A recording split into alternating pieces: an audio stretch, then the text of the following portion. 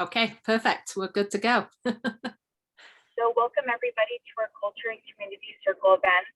Today we have Women Mentoring Women, and it is mentoring and fostering relationships are key to your success, which is presented by Dr. Kimberly Fletcher. And the discussion is on issues that women face in the workplace and in higher education, and the importance of women mentoring and sharing their expertise and advocating on behalf of their mentees and celebrating their mentees' accomplishments. Thank you, Dr. Kimberly Fletcher, for joining us. And Kimberly is an instructor from San Diego State University. Thank you. Absolutely. Thank you.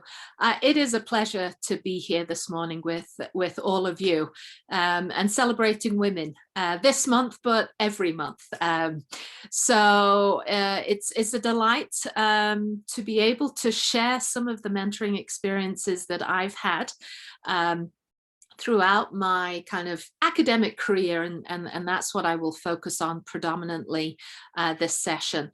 I do have a PowerPoint to share with you, but so it gets a little tricky trying to juggle questions in the chat room, but I have reserved some time at the end to talk with you all and to chat maybe about some of your experiences, or if you'd like to go into some more kind of conversation about some of the things that I've dealt with and how I might overcome them. And just kind of a sharing opportunity towards the end. So I'm going to go ahead and share my screen, the PowerPoint, with you all. And as Raina said, this is Women Mentoring Women. I full-heartedly believe in kind of the mentorship and fostering relationships as being a key to our success. You know, it's titled Women Mentoring Women. I think there's some opportunities and guidance that we can receive from other women. People that look like ourselves are more prone to understanding, empathizing with the kind of things that we have to go through on a day-to-day basis. That's not to say that we can't find mentorship from other individuals, but there is something akin to finding individuals that look like ourselves, that have gone through some of the same situations or hurdles that can help us ensure our success going forward. So just a little bit about my background. You can see I've had quite a varied past. I was born in South Africa and spent some years out there. We being my family, moved to England, the Greater Manchester area, and I did my high school there. A very different education than what it looks like here in America. And I raise this because this was kind of built into the mentoring that I was looking for when I moved to America. University looks very different over there. The process looks very different there. The different kinds of hurdles that one might face looks different depending on kind of the culture and the society in which you're trying to navigate. So I did some high school there in England, moved to America and did predominantly my higher education here. I went to Idaho State University and got my bachelor's degree there and my master's degree there. And I did have a mentor at Idaho State University. And he really did guide me through a lot of the process. And I'm happy to talk about some of that mentoringship, because that did form where I went on to do my graduate work. I was destined, or I thought I was destined, perhaps to go to law school. And under kind of the mentorship and the guidance of my professor at Idaho State University, I ended up going in a different direction. And I'm so grateful for that mentorship. I ended up at SUNY at Albany in New York to do my PhD. And that's where I found kind of one of my first mentors, strong mentors in the kind of in academia. I then was a visiting professor at Ohio University, where I met my second mentor, and then got a job, a tenure track job at San Diego State University, which is where I am currently, and hope to retire and finish my days, so to speak, in San Diego. And that's where I made some more mentors. So I give you this kind of background to illustrate that at each stage of our lives, through kind of our careers, our path, you can find mentors to help and shape you at each of these significant stages, that are going to help you in each of these stages to move on to the next and have a successful career at the end of the day. A quick question, although this might be a little tricky, given that I asked for questions to wait till the end. But does anybody know what this picture represents? It's been all over the news, so I won't hold anybody accountable if you say the most obvious. But maybe somebody could just speak up if they're willing to do so, if you know what this picture is representative of. I won't call on anybody. If you could just speak up if you know what this picture represents. The NCAA women's weight room. Perfect. Thank you so much. I appreciate that. What was your name? Sorry. Stephanan. Stephanan. Thank you. Yeah.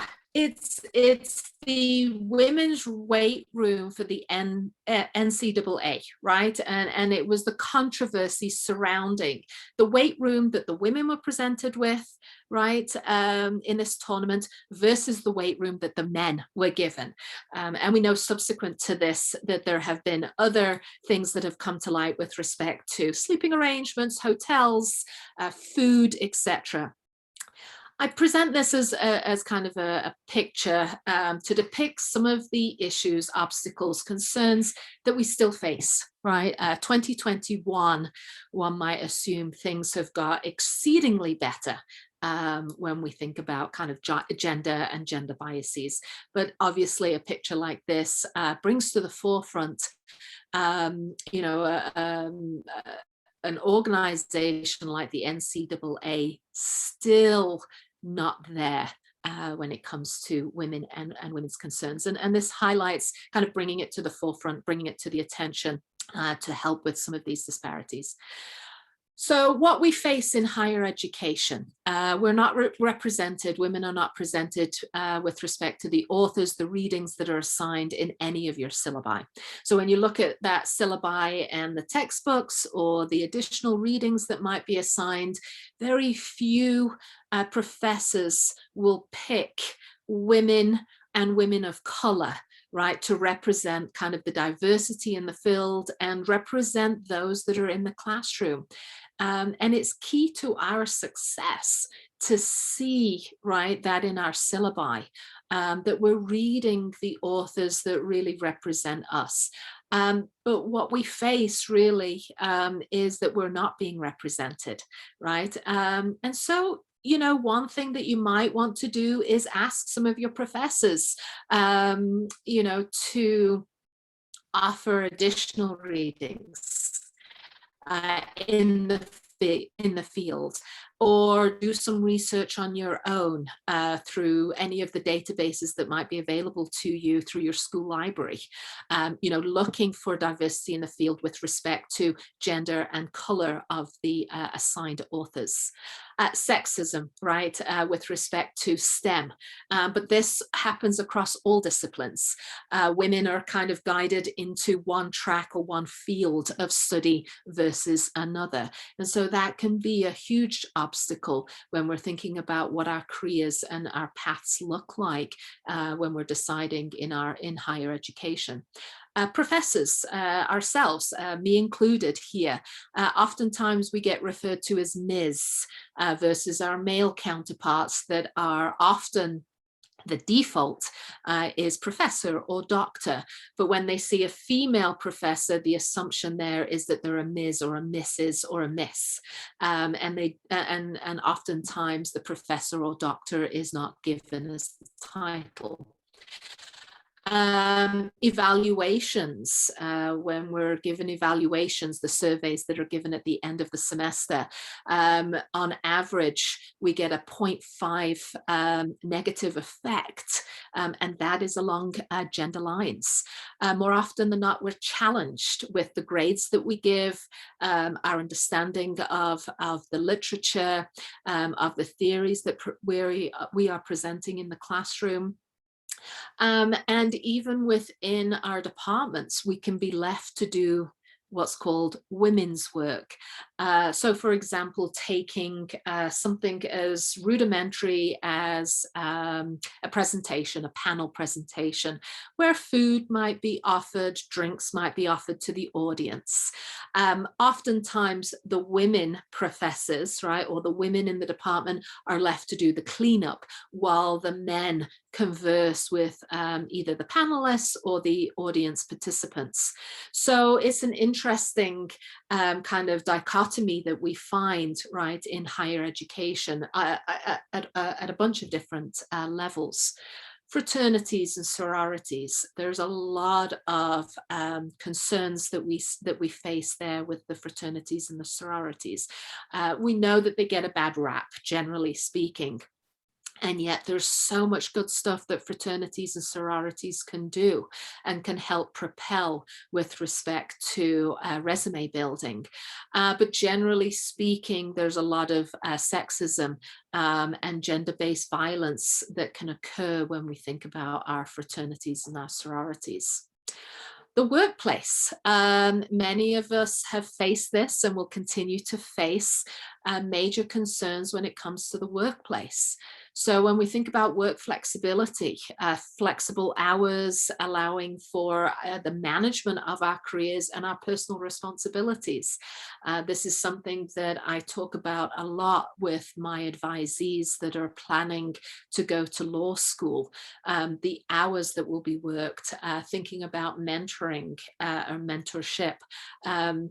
When it concerns kind of the flexibility of hours and the management of your careers.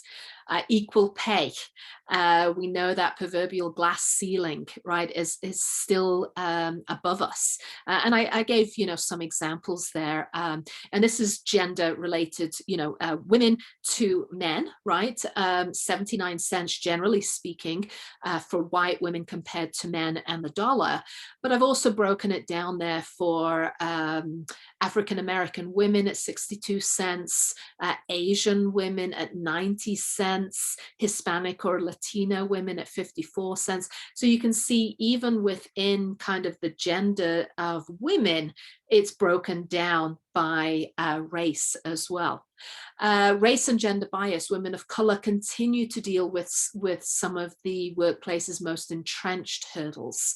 So even as we think about kind of gender and women, when we break that down based on race itself, there's a lot more entrenched hurdles that women can face. Not all jobs are created equal. Women get offered fewer of the high visibility or mission critical roles and international experiences, what we might term as the hot jobs. And these are important to reaching higher levels of leadership. So if we're not being offered those high visibility positions, that is going to kind of stunt our opportunities for leadership positions within organizations. I've used this phrase, you can't be what you can't see. And that's a generality, of course. I think there's a lot of individuals from all walks of life that have broken through significant barriers and become, a role model of sort. And you might, be able to identify a handful of those, but it really is a handful, right? Few role models. That really does highlight, if we can't see ourselves in those roles because we can't identify with those individuals, it becomes harder to break through those barriers. Sponsorship, leaders not sponsoring highly qualified women. you know, again, if we're not being given those opportunities, if we're not being sponsored, it is, again, difficult to break through some of those barriers. Sexual harassment, you know, the kind of the women's movement, within the last 4, 5, 6, 7 years, there's been a lot of kind of media attention with respect to sexual harassment. If not more recently, if we're thinking about the New York governor, and women constantly and consistently being sexually harassed, and then having their careers, right, stymied by individuals in positions of power that attempt to stop those women from coming forward. So it's a precarious position that we can be put into with respect to, do we call attention to the sexual harassment in fear, you know, quote unquote, of what might happen with our jobs and our careers moving forward. The non-inclusive workplace, we can feel dismissed or ignored, which is extremely frustrating. Our ability to lead is often undermined by gender stereotypes. And I, you know, added at the bottom here, LGBT women can feel like outsiders in the workplace, misperceptions and the exclusionary behavior. So again, you know, when we think of women, broadly speaking, we face these barriers as we start to isolate particular factors within the group of women. We see that there are even more hurdles with respect to women of color and the LGBT community. Statistics, I wanted to present some statistics here for you. 25% of employees who enrolled in a mentoring program had a salary grade change, compared to only 5% of workers who did not participate. This particular slide is not passed out by gender, but you can see the impact of a mentoring program with respect to salary grade change. Mentees are promoted 5 times more often than those not in a mentoring program. Retention rates, when you get to a job, you want to stay there, right? If it's a good fit and you're enjoying the environment. If you're not, that is going to put you on the job market again, and you're going to start looking for other job opportunities. If you're provided with mentorship, if you're provided with a safe environment, if you're provided with an environment where you're valued, retention rates are going to be higher. And when we look at mentees or mentoring, we see that it's higher both for mentees, 22% more, and for the mentors themselves at 20%, than for employees who did not participate in a mentoring program. For CEOs, 84% said that mentors had helped them avoid costly mistakes, and 84% become proficient in their roles faster. So you can see, again, just generally speaking, the advantages of a mentorship program.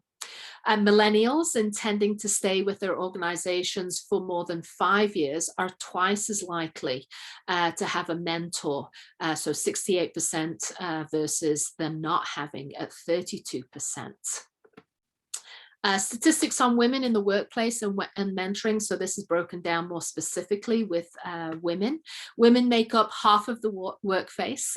Since 1970, we make up 25% of the current GDP.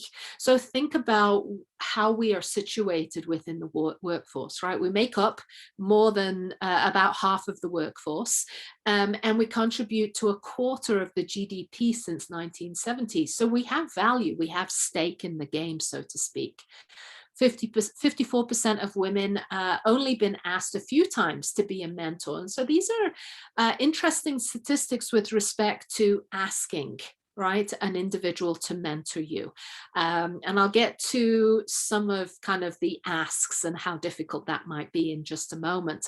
But 54% of women reported only being asked a few times to be a mentor, and 20% of women have never been asked. So I highlight this point as a way to say to you all today, ask. What I always advise and what I've always said is the worst thing that somebody can say is no. And then you move on. It's a little bruise to the ego for sure. And we might need to adapt if we're told no. But there's no harm in asking. Only 56% of organizations have formal programs for mentoring. And this is an interesting statistic, right? So training is rare and typically ineffective. So what can you do? I noted here that you can look for informal mentoring until it becomes institutionalized. You can also take it on yourself to approach, right, a person in leadership and say, what do we need to do to get a mentoring program institutionalized, right? Or how can we make this mentor program that we already have better? And I raise this as a point because some institutions don't have mentoring, they have informal mentoring. And informal mentoring, the statistics show that that can take up a lot of time for women to mentor women if it's informally done. And some women will say no because of the time that it takes away. Sometimes there's just not enough hours in the day. However, given, right, the track record with respect to if you've been mentored, you're more likely to say yes to mentoring, even if it's informal. So mentoring programs boost minority representation at the management level from 9 to 24%. Promotion and retention rates for minorities and women, they are increased from 15 to 38%. Women are more likely to have a mentor than men, 54% compared to 48%. And 9 in 10 workers who have a career mentor say they are happy in their jobs. And who doesn't want to be happy in their job? 38% of female employees in companies that have at least 30% women on their boards who have exposure to senior mentors believe they will make it to the board themselves. So you can see kind of, you know, looking ahead, thinking about career advancement, thinking about leadership opportunities. Again, you can't be what you can't see. So if you see women on the board, if you have mentors, you're more likely to have that exposure and allow for that path of success. Thinking about success then, right? Who doesn't want to be successful? And success, I would say, is defined in your own terms. I think we can be successful in any parts of our lives and at any level. So, you know, success should be perhaps in speech marks as a way to identify how do you define success. But if we think about some of the issues that women face in the workplace and in higher education, it's important to develop strategies to ensure success. So I would argue, and I hope it's been evident with this presentation, that we should be connecting with women who have the needed skills and expertise. It can help build your confidence. They can advocate on your behalf. They can help you avoid the pitfalls, right? And open some of those doors that perhaps were closed to them or that they had to learn the hard way. They can help celebrate your accomplishments. And who doesn't want a kind of a rally team behind you as you kind of steer this course? So mentoring helps steer you in the right direction to successfully build your career portfolio. So three key skills is what I would suggest, and this has been highlighted by a number of groups helping others with mentorship programs, etc. So build networks. This can be hard to do. I'm not suggesting that it's easy, but networks, right? Mentoring can break down barriers and allow mentees to approach mentors, which is not dependent on gender or role in organizations necessarily. So while I wholeheartedly advocate looking for mentors that represent you, don't forget that there are mentors out there that perhaps don't look like us, but that can also help us with respect to the career itself. help connect women to executives who can then help them be guided through that process as well. So as you start to build those networks and you're building those relationships with individuals, it can help steer you along that path at each stage of your career. Negotiating can be hard, and I found this particularly difficult when I was looking for my tenure track position at San Diego State. How do you negotiate? The art of negotiation, books have been written on negotiating, but mentoring allows for open discussions and empowers you to be more prepared to negotiate, right? So verbiage that you might want to use when negotiating, ways or items to ask for when negotiating. So it's not always just about a pay raise, but some of those kind of non-tangible goods that we might ask for as well. Mentoring can also help an organization review their own policies and eliminate potential bias. So when we think about the mentorship program and we're talking about negotiating, those kind of organic conversations that might happen between mentee and mentor might also help identify and then potentially allow for organizations to reevaluate some of their policies that might have underlying potential bias. So it will help everybody in the long run. Constructive feedback. Women are less likely to receive explicit feedback when we're talking about evaluations. And when we don't get constructive feedback, it can result in lower performance review ratings. So it's essential to ask for guidance, to ask for feedback before we get those performance review ratings, to ensure that what's in our kind of human resource file, right, is reflective of what we're doing on a yearly basis or a 6-month basis, depending on how often those reviews happen in the workplace. So I just want to spend a few minutes here because I want to allow for time for Q&A. But some of the experiences that I've had, starting with SUNY at Albany, my mentor there was also the chair of my dissertation. And I have found her to be one of the best role models, and I still go back to her after completing my dissertation 7 years ago. So mentors will always be there, right? And you can always go back to them for guidance. But as you kind of develop in your career, you identify different mentors that are going to help you within that specific area. But my mentor at SUNY is Julie Novkov, and she is huge in the field of public law, which is where I teach. She has opened a lot of doors for me. She has counseled me. She has spent time in formal mentoring periods. When I interviewed at San Diego State, she spent 3 hours with me on a Sunday afternoon going over what my presentation for my job talk would look like, and then hounded me with all the questions she knew that I could get. And that really did help prepare me for the job market and the job talk that I was about to give. But she's been more than that. Given her leadership roles in a variety of areas, she has made sure that if there was an opportunity for me to thrive, she has reached out and offered me a chance to write a review article, to chair a panel discussion, etc. So when you build these relationships, right, they continue to grow and expand. And it's nice to be able to see her at conferences and catch up and build kind of a friendship, mentorship relationship.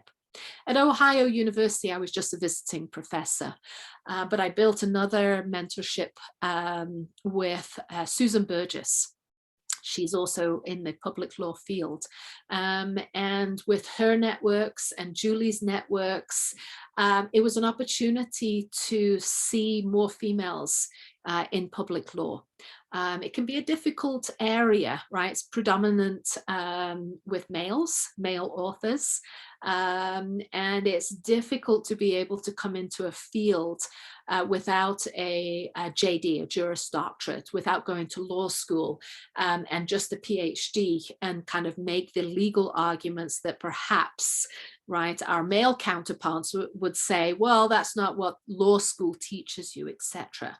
But given my networking and my mentorships with these two individuals, it's been extremely kind of eye-opening, supportive, and it allows for me to see that they've broken down some of those hurdles so that they're either not as high for me or they're gone completely as I have entered into this arena. At San Diego State, I found a different set of mentors, right? Navigating the institution of San Diego State, meaning navigating the tenure process, navigating service, navigating research, navigating my department, right? And how networks have been built there.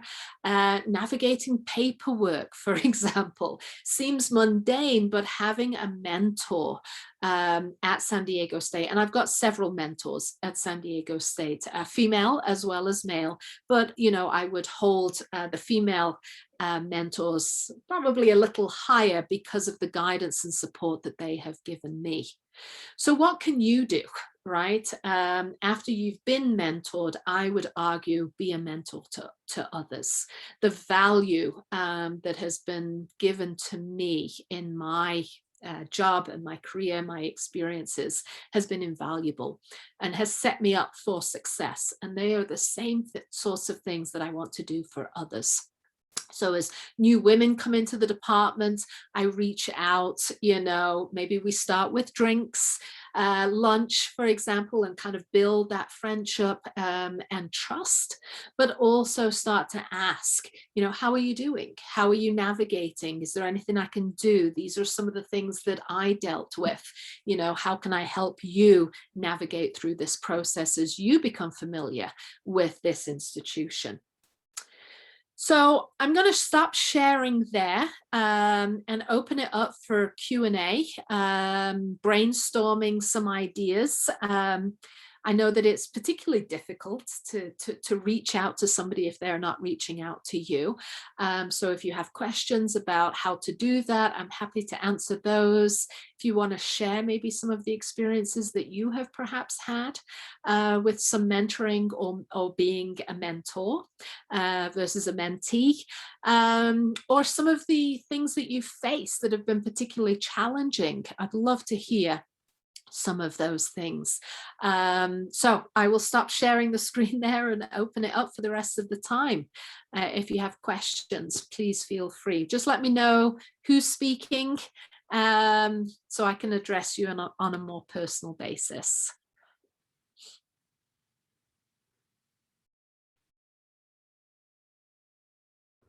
I have a question. Yeah, absolutely. My name is Natalia. So aside from meeting people through your career and education, are there any other types of specific programs that we could use as reference to maybe try to find our own mentors if we don't have any currently? Yeah, absolutely. And this might go back to kind of a Raina question.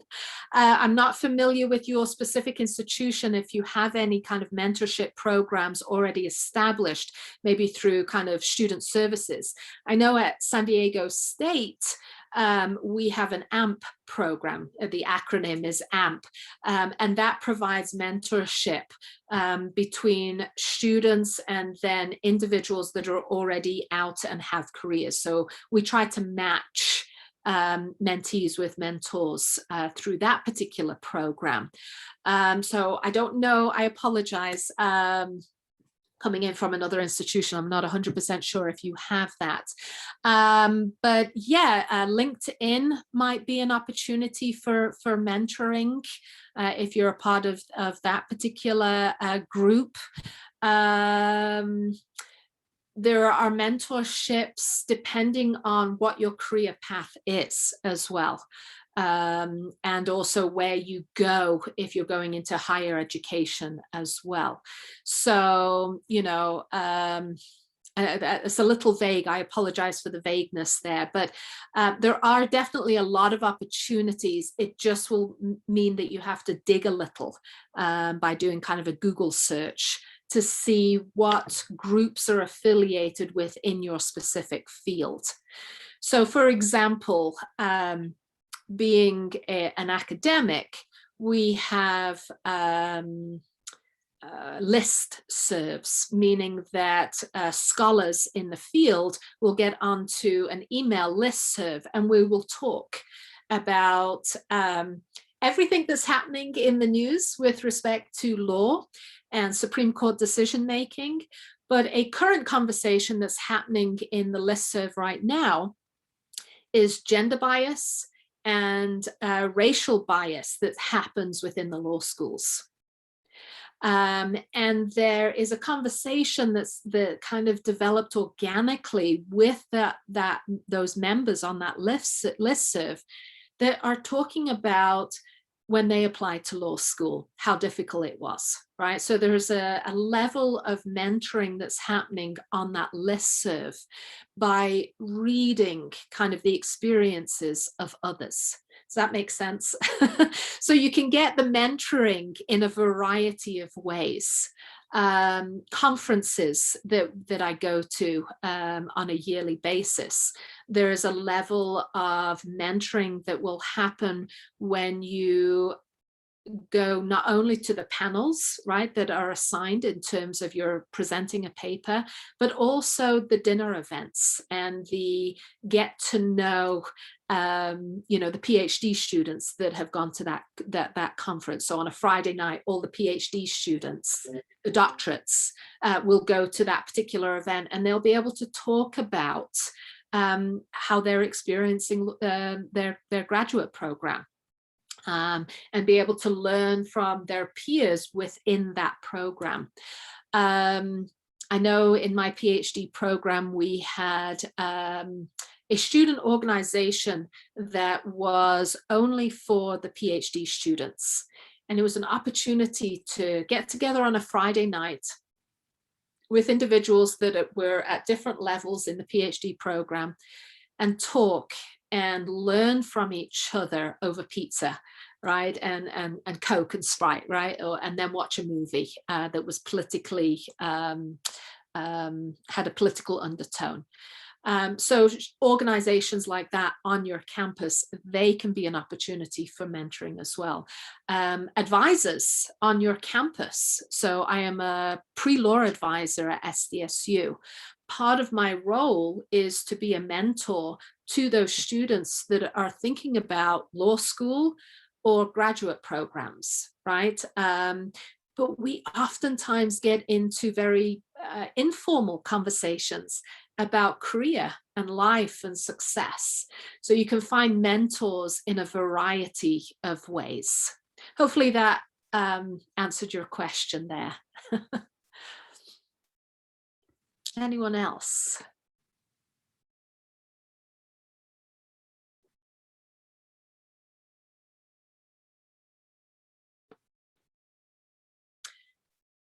Maybe to fill space, I don't want to just keep talking if you have questions, but the one thing I found particularly difficult was approaching people to ask for help and advice. I'm not a very social person, meaning that I get extremely nervous and anxious when I approach people that I don't know. I don't know what to say. I don't know how to kind of broach a conversation.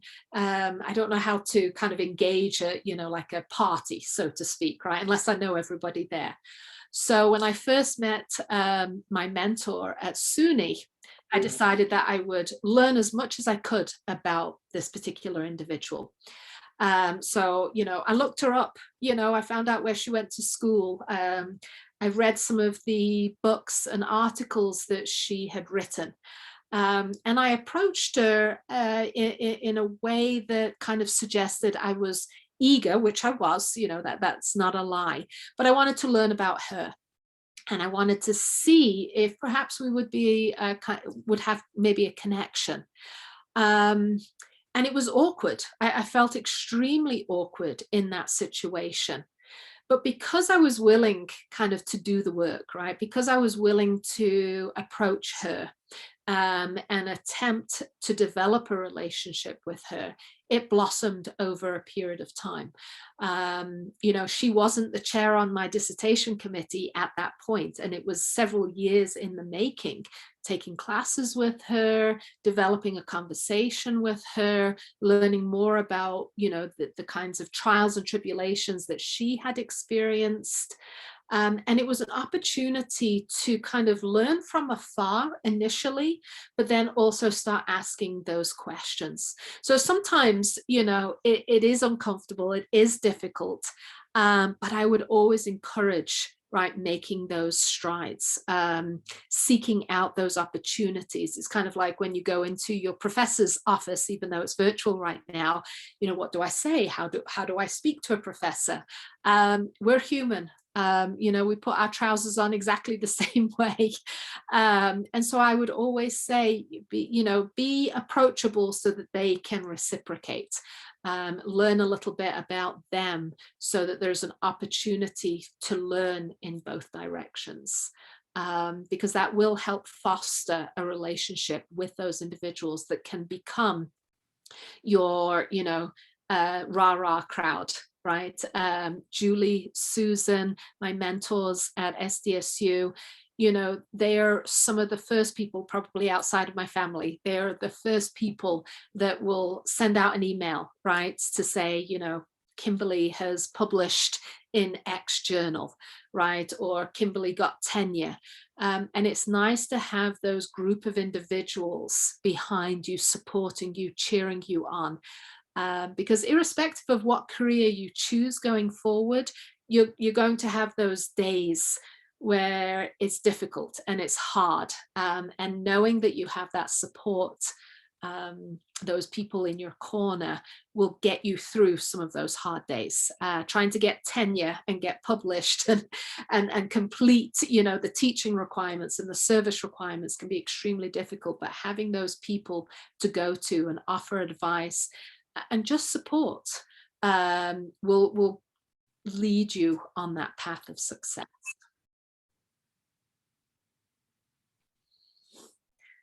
Questions, concerns?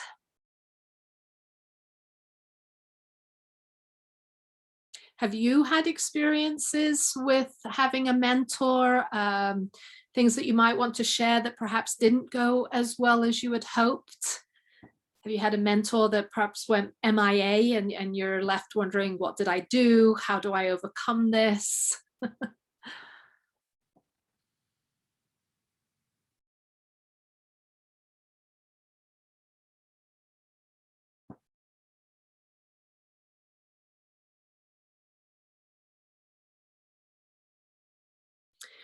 As I mentioned earlier, women mentoring women is something that I advocate. But when I was at Idaho State University, my first mentor was male. And I found him invaluable, right? Second mentor I had at SUNY Albany was another male mentor. So while I would argue, promote, right, find mentors that represent yourself, I would also say find mentors that are supportive of women, right, are supportive of race, that have and will acknowledge, right, some of the concerns and some of the hurdles that we go through. While they might not be able to empathize, right, connect with us on that more kind of grounded level, there are opportunities to find mentors in our male counterparts, right? And they can be supportive of our careers and our success. They might not fully understand some of the things that we might have to deal with on a day-to-day basis, or some of the challenges that we've faced, but they can be extremely supportive. They can be extremely helpful. I have sent numerous articles to my male counterpart, my male mentor in New York. And the help that he has given has been extremely supportive and encouraged, to the point of, you know, saying, I'm using your book in my classes and let me introduce you to these individuals at a conference, etc. So there's lots of opportunities to find mentors in a variety of areas, but make those connections. And if a mentor isn't working with you, you know, don't take that as something personal, right? They can have a lot on their plate. It might just not be the right time for them, especially if it's informal mentoring. They're doing that on their own time. So, you know, and then I would say pay it forward. You know, take that opportunity. If you've received the mentoring that has been invaluable in your career path, pay it forward, and that can be done in a multitude of ways. Create opportunities to get mentor programs institutionalized. Within my institution, it was something that was done through the dean's office, but got rolled back because of budget cuts. And it was something that, as a young, untenured faculty members in my department, we pushed for kind of reinstating that particular mentoring program, which has been invaluable to a lot of us kind of coming up through that program. So that's been my experience in terms of mentoring. If there aren't any questions, please feel free. If you want to reach out at any point, I'm happy to chat with you individually. It's been lovely talking to you. I hope that something within the presentation workshop kind of piqued your interest and allowed you to see kind of the value in finding a mentor and being a mentor to those kind of down the line in your respective journeys. I have a few minutes, obviously. If you do have questions, feel free to put them in the chat, or if you want to ask, please do so. I'm happy to chat with you.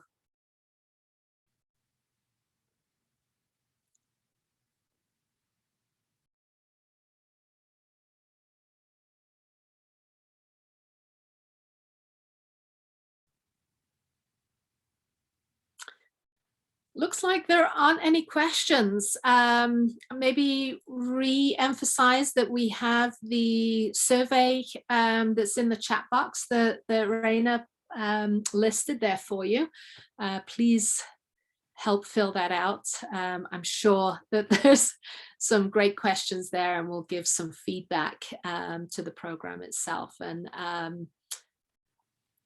it's been a pleasure chatting with you all. I hope it's been helpful. Raina? Yes, I'm with you. Hi. I don't want to prolong this if the few remaining participants don't have questions, but like I say, I'm happy to hang out if perhaps one of the participants has a question that perhaps is a little sensitive, maybe. Yeah, I'm not sure how to take it from here.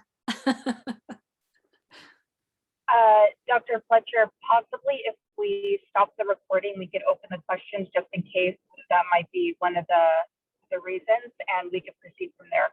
Absolutely. Great. Thank you. Right. So stopping the recording.